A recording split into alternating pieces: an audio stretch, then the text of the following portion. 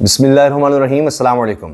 نہ جانے اب حکومت یہ خبر کیسے برداشت کرے گی، اور خبر دی بھی انصار عباسی صاحب نے ہے، جو تحریک انصاف کے عمران خان کے ناقدین میں مانے جاتے ہیں، سینئر صحافی ہیں، جنگ میں دی نیوز میں کالم بھی لکھتے ہیں۔ بھارت توقع کر رہا تھا کہ تحریک انصاف کا سوشل میڈیا پاک فوج اور جنرل عاصم منیر کے خلاف مہم میں ساتھ دے گا، لیکن ایسا نہ ہوا۔ سازش کا مقصد پہلگام حملے کا فائدہ اٹھا کر عوام اور مسلح افواج کے درمیان دراڑ پیدا کرنا تھا۔ انصار عباسی نے یہ خبر دی ہے۔ اچھا، اور اس میں وہ حوالہ دے رہے ہیں اعلیٰ ترین عسکری ذرائع کا۔ انہوں نے جو ٹائٹل لگایا ہے اپنی اس خبر کا، جو کہ جنگ میں چھپی ہوئی ہے، 5 مئی 2025، بھارت کے خلاف پاک فوج کے ساتھ ہیں چیئرمین پی ٹی آئی۔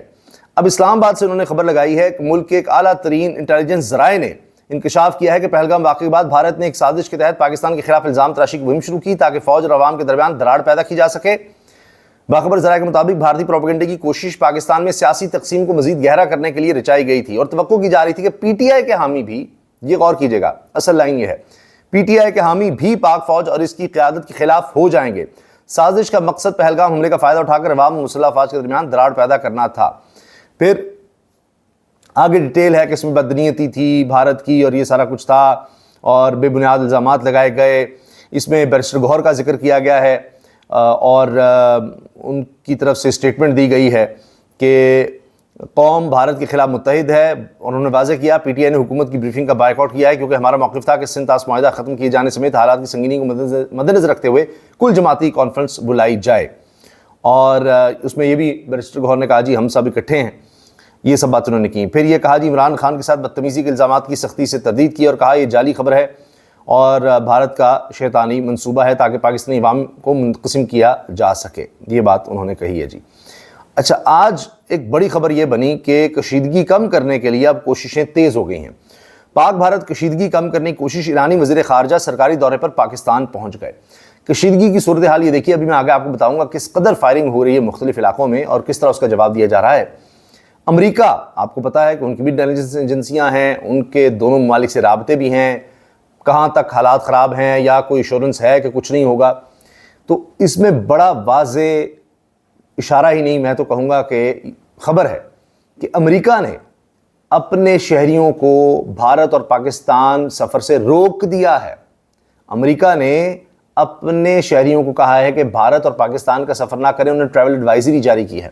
اس کا کیا مطلب ہے؟ اس کا مطلب ہے کہ وہ کہہ رہے ہیں، اور اس میں ڈیٹیل میں کہا بھی ہے کہ پاکستان اور بھارت کے درمیان کشیدگی ہے، کسی وقت بھی بارڈر پر صورتحال مزید خراب ہو سکتی ہے، اور اس طرح کے واقعات ہو رہے ہیں۔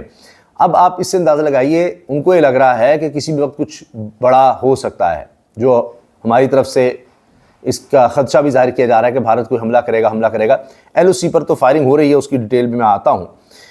ایران کے وزیر خارجہ عباس عراقچی سرکاری دورے پر پاکستان پہنچ گئے۔ پہلگام حملے کے بعد پاک بھارت بڑھتی کشیدگی میں کمی کے لیے ایران نے اپنی کوششیں تیز کر دی ہیں۔ ترجمان دفتر خارجہ کے مطابق ایران کے وزیر خارجہ عباس عراقچی سرکاری دورے پر پہنچے ہیں۔ اسلام آباد ہائی کورٹ پر وزارت خارجہ کے اعلیٰ حکام اور ایرانی سفیر نے وزیر خارجہ عباس عراقچی کا استقبال کیا۔ ترجمان کے مطابق ایرانی وزیر خارجہ صدر، وزیر اعظم اور نائب وزیر اعظم سے ملاقاتیں کریں گے، اور دو طرفہ تعلقات، علاقائی امور اور عالمی امور پر بات ہوگی، اور پھر اسی ہفتے بھارت کے دورے پر بھی جائیں گے۔ دونوں ممالک کے دورے کا مقصد پہلگام واقعے کے بعد ہونے والی کشیدگی میں کمی لانا ہے، یہ ایرانی وزارت خارجہ کے ترجمان نے کہا ہے۔ اچھا، اس سے پہلے ایران نے ثالثی کی بھی پیشکش کی تھی۔ ایران کے تعلقات بھارت سے بہت اچھے ہیں، چابہار ان کی بندرگاہ ہے، وہاں پر بھی بھارت کا کافی اثر و رسوخ ہے، پھر ایران کے ساتھ ان کے کافی معاہدے ہیں، تو اس لحاظ سے ایران ان ممالک میں ہے جو ثالثی کا کردار تو ادا کر سکتے ہیں۔ بھارت کی ایل او سی پر بلا اشتعال فائرنگ، پاک فوج کا منہ توڑ جواب، بھارتی بندوقیں خاموش ہو گئیں۔ اس کی خبر کافی آ رہی ہے کہ بہت زیادہ فائرنگ ہو رہی ہے ایل او سی پر مختلف علاقوں میں، اور سیکورٹی ذرائع کے مطابق بھارت نے اتوار کی رات کو متعدد مقامات پر پاکستانی پوسٹوں پر بلا اشتعال فائرنگ کی۔ بھارت نے ایل او سی پر نکیال، کوٹی رٹا، شاردا، کیل سیکٹرز، نیلم اور حاجی پیر سیکٹرز میں بلا اشتعال فائرنگ کی۔ پاک فوج نے ان سیکٹرز میں دشمن کی بلا اشتعال فائرنگ کا منہ توڑ جواب دیا۔ فوج پاکستان دشمن کی کسی بھی جارحیت کا منہ توڑ جواب دینے کے لیے تیار ہے۔ مقبوضہ کشمیر کے علاقے پہلگام میں 26 بھارتی سیاحوں کے قتل کے بعد پاکستان اور بھارت کے درمیان تناؤ بڑھ گیا ہے۔ بھارت کی جانب سے سندھ طاس معاہدے کی معطلی سمیت کیے جانے والے اقدامات پر پاکستان نے بھی بھرپور جواب دیا۔ اچھا، اس کے علاوہ جی جارحیت مسلط کی گئی تو دشمن کو کرارا جواب دینے کے لیے تیار ہیں. DGISPR نے اسٹیٹمنٹ دیا, آپ جانتے ہیں ابھی بریفنگ بھی ہوئی ہے. اسی میں عالمی اور ملکی میڈیا کا LOC کا دورہ, وزیر اطلاعات نے زمینی حقائق پیش کر دیے. اچھا, اس میں یہ بھی دلچسپ بات ہے کہ جو بریفنگ ہوئی ہے اس میں JUI کے رہنما بھی نہیں نظر آئے, عوامی نیشنل پارٹی بھی کے بھی رہنما نہیں نظر آئے, جماعت اسلامی کے بھی نظر نہیں آئے, یعنی لیڈرشپ نہیں نظر آئی. اس لیے شاید کہا جا رہا تھا آل پارٹیز کانفرنس بلائیں, یا یہ کہ جماعتوں کے سربراہوں کو ہونا چاہیے کیونکہ ان کا اپنا رسوخ جماعت میں سب سے زیادہ ہوتا ہے. وزیر اطلاعات عطا تارڑ اور director general inter services public relations lieutenant general Ahmed Sharif Chaudhry نے پاک بھارت صورتحال پر سیاسی رہنماؤں کو بریفنگ دیتے ہوئے دشمن کے کسی بھی جارحیت کا منہ توڑ جواب دینے کے عزم کا اعادہ کیا, اور سیاسی جو اس وقت مختلف رہنما ہیں ان کو بریفنگ دی اس پر. اچھا, اس میں کہا جا رہا ہے کہ Noon league, peoples party, MQM, JUI, سابق وزیر اعظم آزاد کشمیر بلوچستان عوامی پارٹی سمیت دیگر رہنماؤں نے شرکت کی.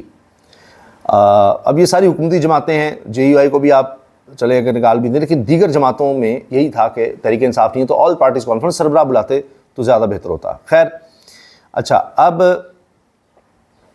کہا یہ جا رہا ہے کہ کوئی قرارداد بھی لائی جا سکتی ہے پارلیمنٹ میں اسی حوالے سے, اور تاکہ سب کی طرف سے ایک موقف آ سکے, یونانیمس کی قرارداد آ جائے اسمبلی سے. عالمی میڈیا اور ملکی میڈیا کا LOC کا دورہ, وزیر اطلاعات نے زمینی حقائق ان کے سامنے رکھے ہیں کہ جی دیکھ لیں یہاں پروپیگنڈا کیا جاتا ہے کہ جی یہاں کوئی دہشت گردوں کے اڈے ہیں, آپ دیکھ لیں, سب کو دکھایا گیا ہے کہ ایسا کچھ نہیں ہے. اور محسن نقوی صاحب بڑے ایکٹیو نظر آ رہے ہیں, اور وزارت داخلہ کے بعد انہوں نے وزارت خارجہ کا محاذ بھی سنبھالا ہوا ہے. اسحاق ڈار صاحب اپنی جگہ لگے ہوئے ہیں اور محسن نقوی صاحب اپنی جگہ لگے ہوئے ہیں. محسن نقوی کا عمان پولیس اور کسٹمز ہیڈ کوارٹر کا دورہ, دو طرفہ تعلقات پر تفصیلی تبادلہ خیال, خطے میں کشیدہ صورتحال. وفاقی وزیر داخلہ محسن نقوی آج قطر پہنچیں گے, تو عمان سے اب وہ قطر جا رہے ہیں. آپ اندازہ لگائیے کہ یہ خلیجی ممالک کے وہ دورے کر رہے ہیں اور پاکستان کی سپورٹ تاکہ زیادہ سے زیادہ بڑھ سکے. باقی جی اگر دیکھیں ایک طرف تو LOC پر حملے ہیں, دوسری طرف دہشت گردی بھی جاری ہے. بلوچستان کے ضلع نوشکی میں سڑک کی تعمیراتی منصوبے پر کام کرنے والے 4 مزدور اغوا ہو گئے ہیں. یہ اردو نیوز سے زین العابدین احمد نے کوئٹہ سے خبر دی ہے.